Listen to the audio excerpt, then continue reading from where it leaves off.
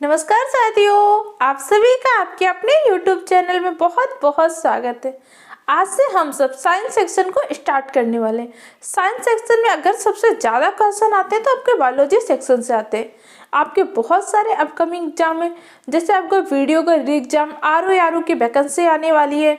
इसके साथ ही आपका KVS का एग्जाम, SSC GD या जो भी एग्जाम है, जिस एग्जाम में अगर साइंस से क्वेश्चन पूछता है तो उसमें ये क्लास आप सबके लिए बहुत ही हेल्पफुल होगी, क्योंकि इसमें हम साइंस को बेसिक से लेकर हाई लेवल तक का डिस्कस करेंगे। तो पूरी वीडियो को देखिएगा। इसके अलावा अगर कोई भी कंफ्यूजन हो तो कमेंट सेक्शन द्वारा पूछ सकते हैं। तो चलिए अपनी क्लास को स्टार्ट करते हैं। ताश के पत्तों से ताजमहल नहीं बनता, नदी को रोकने से समंदर नहीं बनता, लड़ते रहो हर एक पल, क्योंकि एक चीज से कभी कोई सिकंदर नहीं बनता है। तो हर एक डाउट को अच्छे से पढ़िएगा, कोई कंफ्यूजन हो तुरंत कमेंट सेक्शन में पूछिएगा। मैं जो क्लास का लेवल रख रही हूँ, 0 लेवल से आपको हाई लेवल तक सारे पॉइंट डिस्कस करेंगे। इसके साथ इससे जुड़े क्वेश्चन भी डिस्कस करेंगे। तो आज का हमारा जो टॉपिक है बायोलॉजी, होती क्या है बायोलॉजी। अगर हम बायोलॉजी के बारे में जानने की कोशिश करें तो बायोलॉजी हमारी 2 शब्दों से मिलकर बनी है। पहला शब्द है आपका बायो और दूसरा शब्द है लोगस। इन 2 शब्दों से मिलकर आपकी बायोलॉजी बनी है। अब बायोलॉजी का तात्पर्य क्या होता है? बायोलॉजी का तात्पर्य होता है लिविंग्स, और लोगस का तात्पर्य क्या होता है? लोगस का तात्पर्य होता है स्टडी। तो इससे मिलकर क्या बना? Study of all livings is called biology.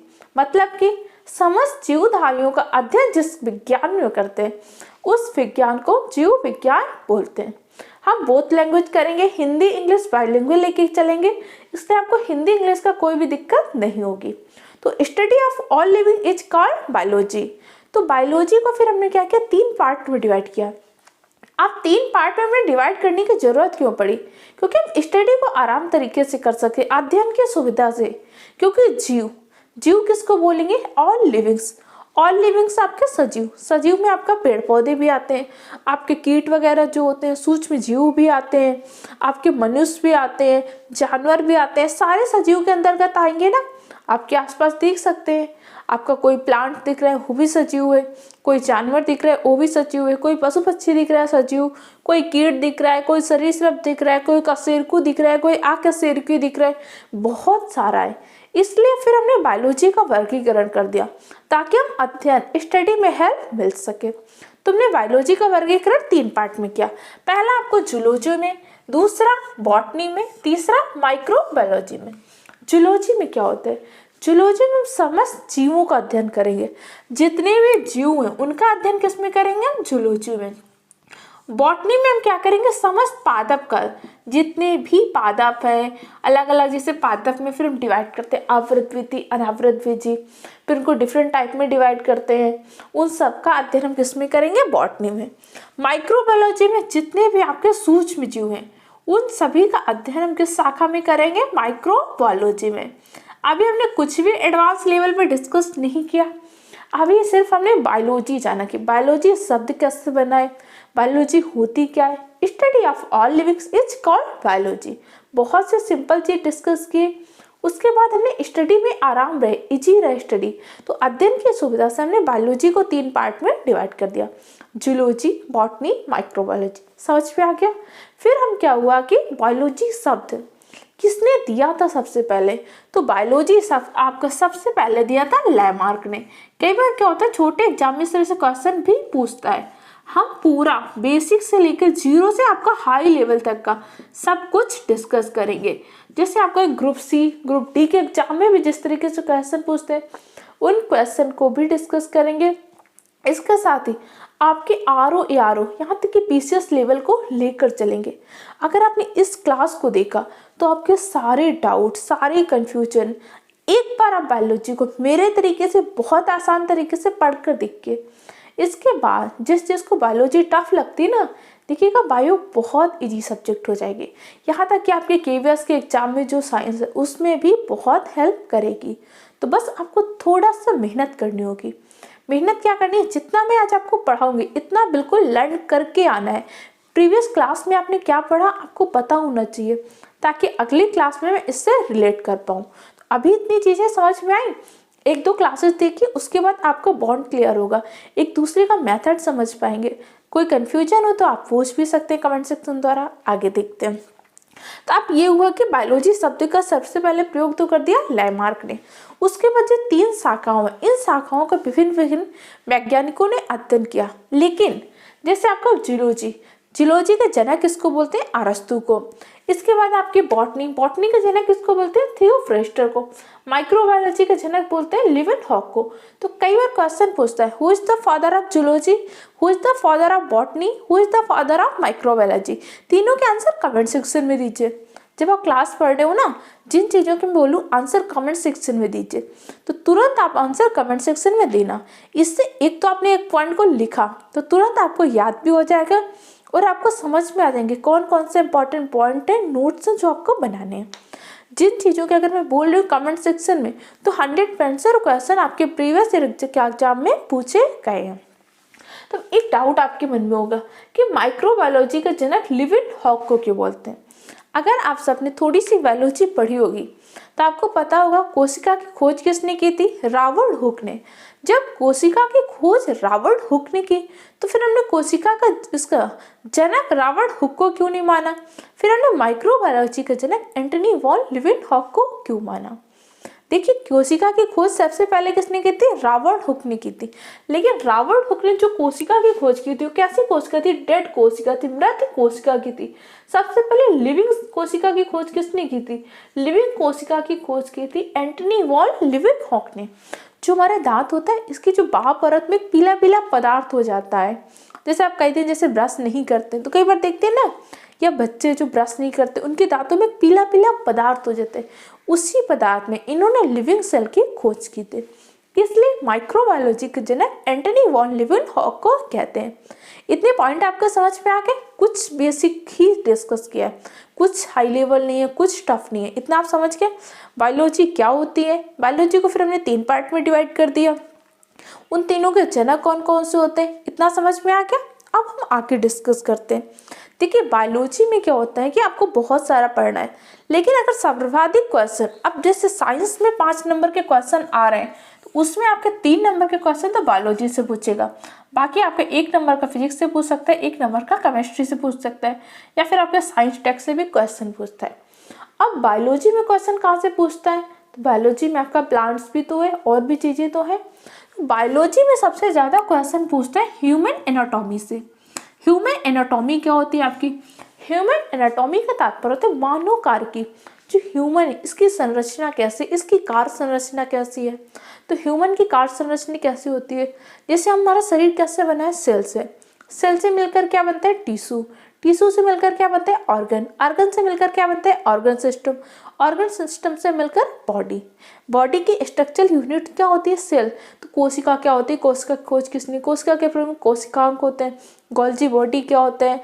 आत्महत्या की थैली किसको बोलते हैं? प्रोटीन निर्माण की फैक्ट्री। इस तरीके से फिर हमारे बॉडी में विभिन्न प्रकार के सिस्टम होते हैं, जैसे रक्त परिसंचरण तंत्र, पाचन तंत्र, उत्सर्जन तंत्र, बहुत सारे सिस्टम तंत्र चल रहे होते हैं। इनसे क्वेश्चन पूछता है। इसके बाद क्या होते हैं? विभिन्न प्रकार के रोग होते हैं, कौन सी अस्थि होती है, कौन सा ऊतक, ऐसे बहुत सारे क्वेश्चन पूछे जाते हैं। तो आज से हम क्या कर रहे हैं? ह्यूमन एनाटॉमी को स्टार्ट कर रहे हैं। मानव कार्की को पहले हम मानव कार्की को डिस्कस करेंगे, इसके बाद आपके पादप के बारे में, उसके बाद सूक्ष्मजीव, इसके बाद भी जो पॉइंट रह जाएंगे उन सबको हम क्या करेंगे आगे विविध क्वेश्चन में डिस्कस कर लेंगे। ये समझिए आपको जो बायोलॉजी का बैच है ना, पूरा बेसिक से लेकर आपको हाई लेवल तक पढ़ाएंगे। इस पूरा बैच को पढ़िएगा, आपको कोई दिक्कत कोई कन्फ्यूजन नहीं होगी, बस आपको मेहनत करनी होगी। तो अब आगे डिस्कस करते हैं। बायोलॉजी में सबसे पहले आज हम जो स्टार्ट करते हैं आपके पाचन से स्टार्ट करते हैं, क्योंकि हम सबसे पहले तो अपना जो करते हैं खाना खाते हैं ना, हम ह्यूमन से हम क्या करते हैं, अब सर्दियों का मौसम है तो हम तो और डिफरेंट टाइप की डिशेज खा रहे हैं। तो सबसे पहले यही जानते हैं इस खाना खाने से लेकर पोषक तत्व तो ग्रहण करने की जो प्रक्रिया होती है, वही तो पूरी प्रक्रिया पाचन होती है। फिर जो हमारा अवशिष्ट है उसको निकालने की, उत्सर्जन करने की प्रक्रिया, उसको हम उत्सर्जन तंत्र में डिस्कस करेंगे। तो अगर आप पाचन डाइजेशन के बारे में जाने तो डाइजेशन का अगर आप सरल शब्दों में समझें तो सरल शब्दों में आम बोलचाल की भाषा में डाइजेशन का तात्पर्य होता है ब्रेक डाउन। अब हम डाइजेशन में किसका ब्रेक डाउन करेंगे? फूड का। तो break down of food is called digestion. अब अच्छा किसी चीज़ को ब्रेक डाउन कर रहे हैं, किसी चीज़ को तोड़ रहे हैं, तो किस में तोड़ते हैं? आप नॉर्मल घर में कोई चीज़ तोड़ते हैं तो बड़ी चीज़ होगी, जटिल चीज़ होगी, उसे छोटे या सरल अणुओं में ही तो तोड़ते हैं। यही तो करते हैं ना, कोई चीज़ तोड़ रहे हैं तो छोटे पार्ट में डिवाइड कर रहे हैं। तो यही होता है जो फूड होता है। फूड के जो हम खाते हैं वो हमारे जटिल अणु होते हैं।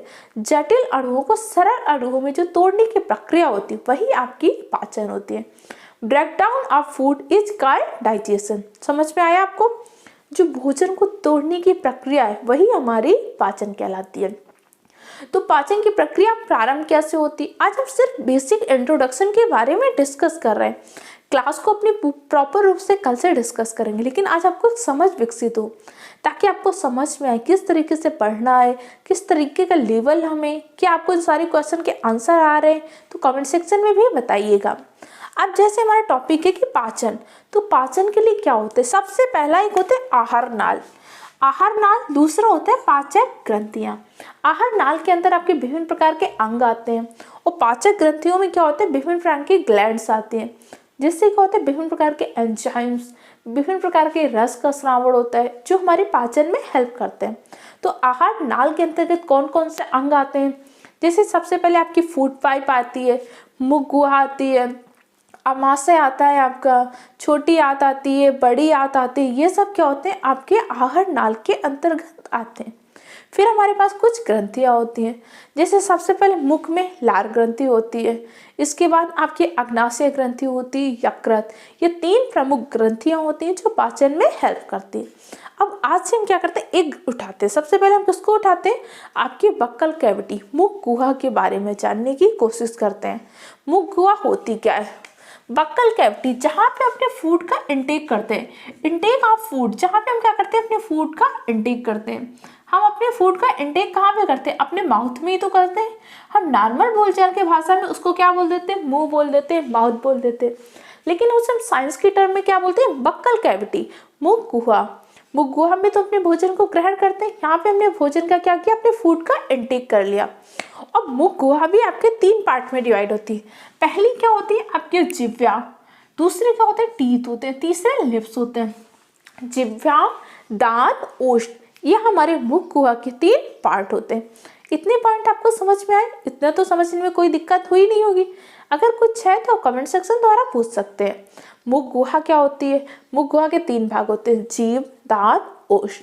तो सबसे पहले हम एक बार में स्टार्ट करते हैं, सबसे पहले मुख गुहा के बारे में। तो अच्छा बताइए, क्या मुख गुहा में भोजन का पाचन होता है?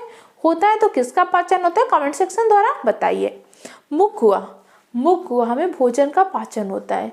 भोजन का कार्बोहाइड्रेट, कार्बोहाइड्रेट का ही एक फॉर्म होता है स्टार्च। तो हमारे जो मुख गुहा होते हैं, मुख गुहा में स्टार्च का पाचन होता है। स्टार्च पाचन के पश्चात किस में परावर्तित होता है? माल्टोज में। माल्टोज क्या होती है? एक प्रकार की शुगर होती है, शर्करा का फॉर्म होता है माल्टोज शुगर। माल्टोज शुगर वैसे किसमें पाई जाती है? आपके ग्रेन वगैरह में, आपके जो होते हैं ड्राई फ्रूट्स होते हैं उनमें माल्टोज शुगर पाई जाती है। तो माल्टोज एक प्रकार की शर्करा है। अब आप सोचेंगे आपको कैसे पता चलता है कि पाचन होता है? कभी आप क्या करिएगा?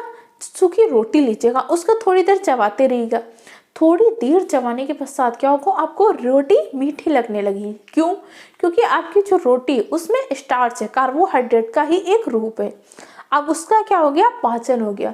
पाचन होने के पश्चात वो माल्टोज में चेंज हो गया। और कभी कभी क्या होता है, जब बहुत तेज कड़वा लग जाता है और जब बहुत तेज तीखा लग जाता है तो हम पानी भी पी लेते हैं, कुछ भी खा भी लेते हैं, फिर भी तीखापन नहीं जाता। फिर हम क्या कर देते हैं? एक सूखी रोटी का टुकड़ा, ब्रेड का टुकड़ा, जिस चीज़ में स्टार्च होता है उसको लेके खाना स्टार्ट करते हैं, और थोड़ी देर बाद हमारा तीखापन, कड़वापन खत्म हो जाता है। क्यों? क्योंकि स्टार्च किस में चेंज हो जाता है? माल्टोज में। पॉइंट समझ में आया? अब इस क्वेश्चन को लैंग्वेज चेंज करके पूछ सकता है कि हमारे भोजन का पाचन कहाँ से प्रारंभ होता है? तो भोजन का पाचन प्रारंभ होता है मुख गुहा से। भोजन में किसका पाचन प्रारंभ होता है? हमारे 5 पोषक तत्व होते हैं ना, कार्बोहाइड्रेट, प्रोटीन, फैट्स, आपके विटामिन, खनिज लवण, ये सब पोषक तत्व होते हैं।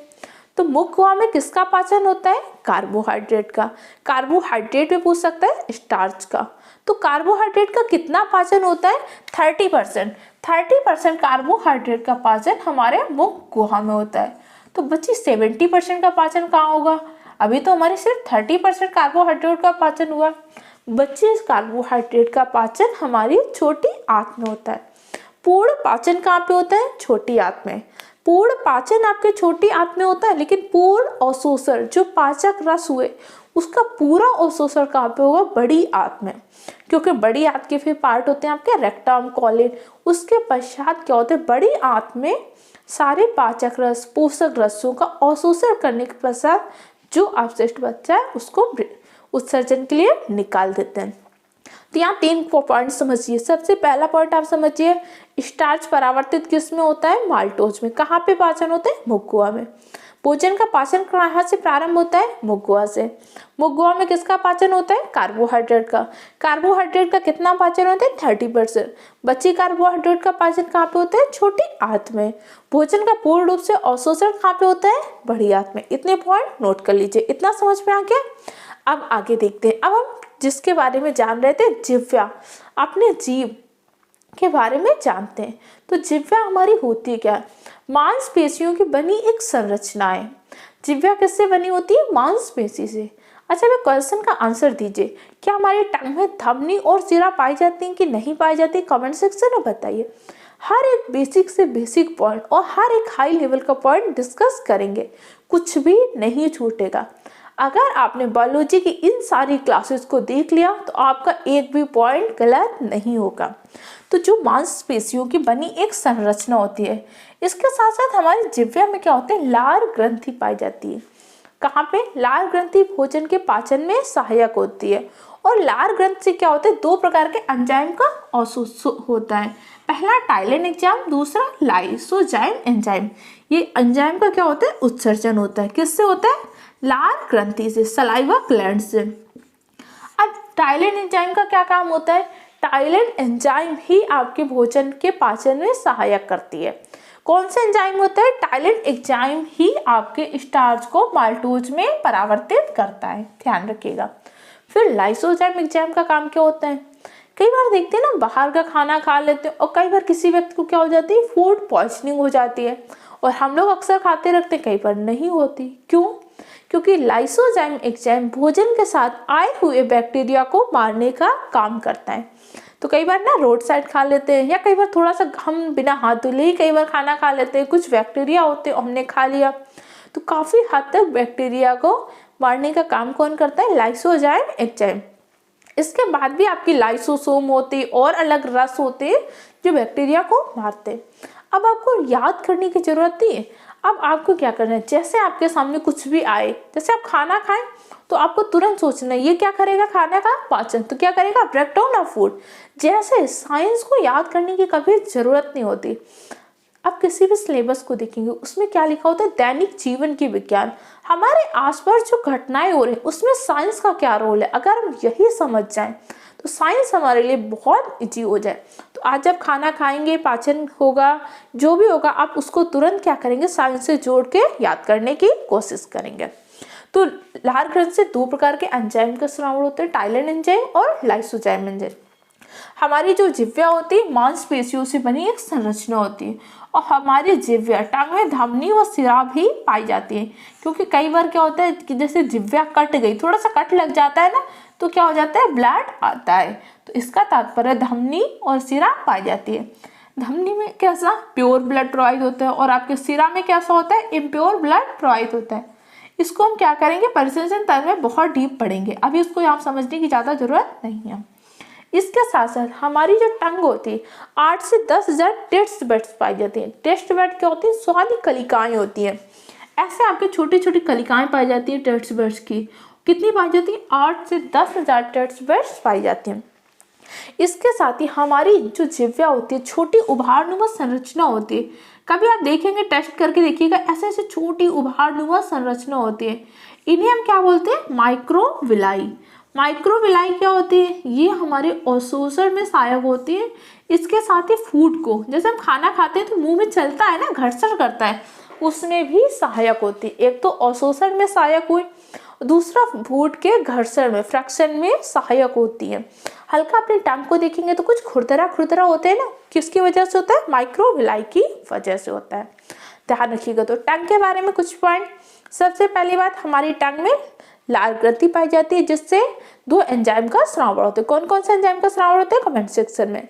जिह्वा मांसपेशी से बनी एक संरचना है। हमारे जिह्वा में 8 से 10,000 माइक्रोविलाई पाई जाती है।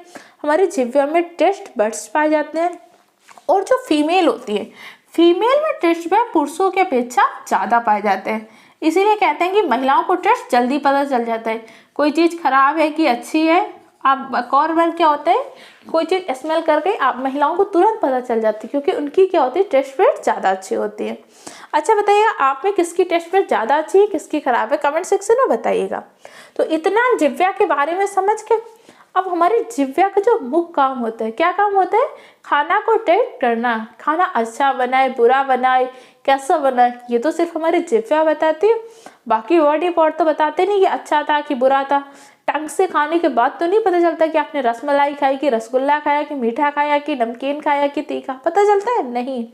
तो जिह्वा का किस भाग में मीठा पता चलता है, किस भाग में नमकीन, किस में खट्टा, किस में तीखा, इसके बारे में जानते हैं। तो जैसे हमारी जिह्वा होती है, सबसे जो अग्रभाग होता है, अग्रभाग से हमें क्या होता है? मीठे टेस्ट का पता चलता है। जो मध्य भाग होता है, मध्य भाग से हमें नमकीन टेस्ट का पता चलता है। पार्श्व भाग, जो किनारों का भाग होता है, उससे हमें खट्टे का पता चलता है। जो पश्च भाग होता है, जो पीछे का भाग होता है, उससे तीखा।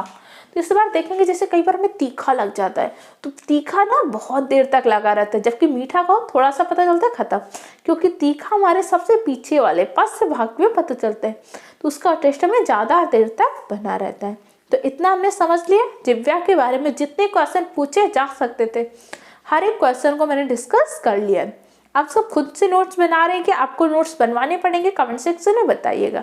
अगर आप ये सारे नोट्स बना रहे हैं तो अच्छी बात है। अगर आप नोट्स नहीं बना पा रहे हो तो आप बताइएगा, मैं आपको इसकी PDF भी दे दूँगी। अब लिप्स, ओठ के बारे में 2 इंपॉर्टेंट पॉइंट जान लेते हैं। पहली बात, ओठ क्या होते हैं? हमारे बोलने में सहायक होती है। इसके अलावा ओठ हमारे शरीर का एकमात्र ऐसा अंग होता है जिसमें श्वेत ग्रंथियां नहीं पाई जाती। हमारी बॉडी के हर पार्ट में क्या होता है? स्वेट, पसीना आता है, लेकिन हमारी श्वेत ग्रंथियां ओठ में नहीं पाई जाती। इस बात को ध्यान रखिएगा। तो आज की क्लास में हमने इतना ही डिस्कस किया। इसके आगे का पार्ट, मुख के और भाग क्या होते हैं, टीथ क्या होती है, और आगे चीजें कल की क्लास में डिस्कस करेंगे। तब तक के लिए चैनल को सब्सक्राइब करिए, वीडियो को लाइक कीजिए, दूसरे फ्रेंड के साथ शेयर कीजिए। मिलते हैं नेक्स्ट क्लास में। Okay, thank you.